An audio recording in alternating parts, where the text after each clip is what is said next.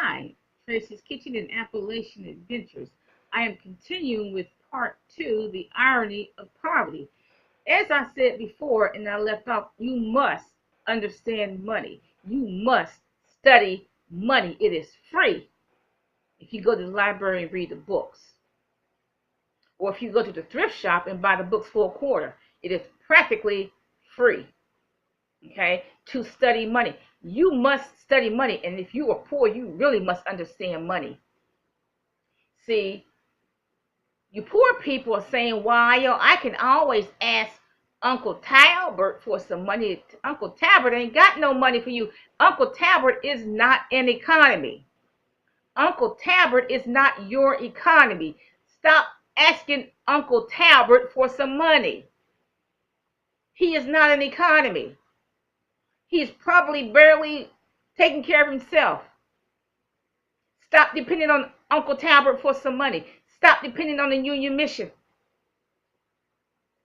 Wean yourself off of the charities. Wean yourself off of the Union Mission. Wean yourself off of the government. Wean yourself off of food stamps.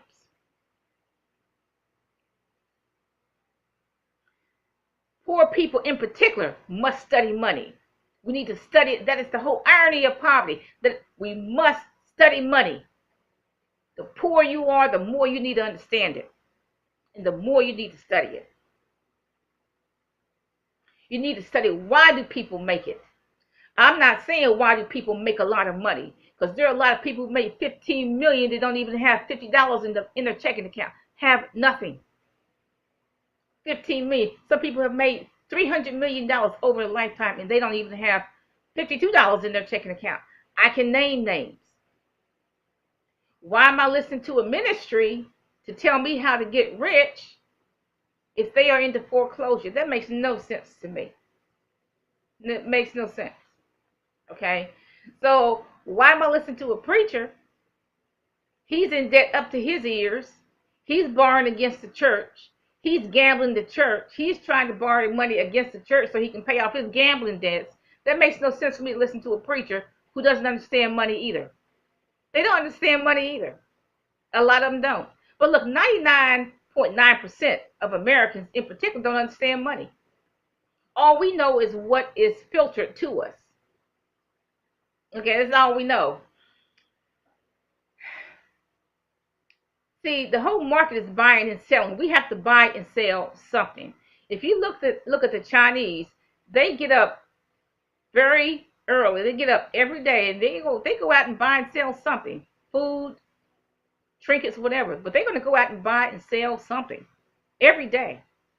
And whether they make $1 a day or $100 a day, they made something. Okay? So they know something that we don't. Okay, Chinese, the Asians, India, whatever. Okay, they don't spend either. So we have to cut back on our spending. We have to stop spending. We have to sacrifice the blender. We have to use the same blender that we had last year. Why do we have to keep buying every new appliance that they come out with? Okay, why do we have to keep doing that? I'm suggesting that we aggressively save money. If you save the dollar, you save the dollar. You need to aggressively save money. Okay? So what is your game plan if you are broke and homeless? What is your game plan if you are a disabled vet? The first thing you need to do is buy property. If you have children, you buy each of your child a lot. I don't care if you buy your children 2 acres, 1 acre, or 40 by 100 lot. Buy yourself a lot, buy each one of your children a lot. Put something in the bank for your children. Start with $5. Start with $20. But put something in the bank for your children. Do not let your children go out into the world with nothing. Let your children, when they're 17 or 18, go out into the world with just a little something in the bank, even if it's just $200. And a lot. You tell your child, this is your lot. This is yours. So if you get homeless, you don't go to a shelter. You don't go to the shelter where there's rape, people steal your stuff, and there's bed bugs that are big as crabs. You don't go to a shelter with lights that you can actually see with your naked eye. You don't go to a shelter. You go to your lot. If you get down and out, you go to your lot. You park your car at that lot. Okay? I'm suggesting, particularly if you're poor, you buy a lot somewhere, anywhere. You can get them on Google. Just go to Google. Properties under 25K, 7 acres. I have seen it myself. 3 acres for 23K. I have seen it myself. A house under $200, Toledo, Ohio. $200, Detroit, Michigan. A house under $200, Chicago, on the outskirts, of course. Now you go, what you need to do is go buy that property. Okay, if you buy your own property, you build your own house, or you put a trailer on, you got to understand, if you build your own house, it is not going to be any worse than what's already out there. There's a lot of houses that are poorly built, but if you follow the directions on how to build a house, your house is not going to be any worse than what's already out there. It really isn't. So you buy the cheapest house you can find, and you buy each one of your children some property. Okay, aggressively save money. $1 here, $2 there, whatever you need to save. Find something to buy and sell. Scarves, sunglasses, whatever. Live cheap. You know what? I actually prefer most people buy a lot and then another lot. You can use the second lot as a garden. Okay?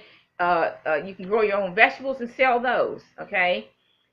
You need to save for a rainy day. You need to save for a drought, because a drought is going to come. And guess what? The Lord's not going to do anything about it.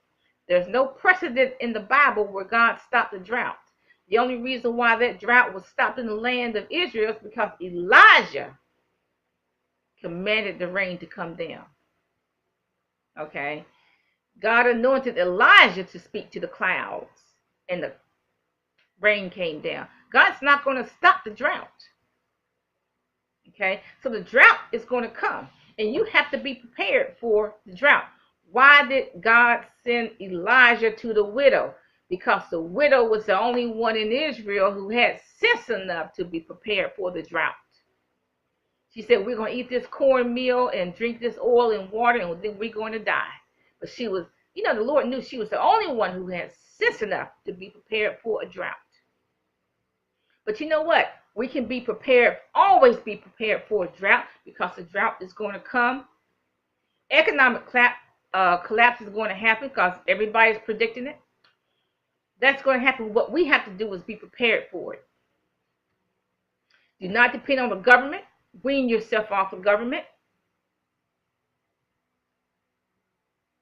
Make cuts anyway. Cut here, cut there. Turn this off, turn that off. Okay? The states are already making cuts to welfare. So the free ride is pretty much over. Okay?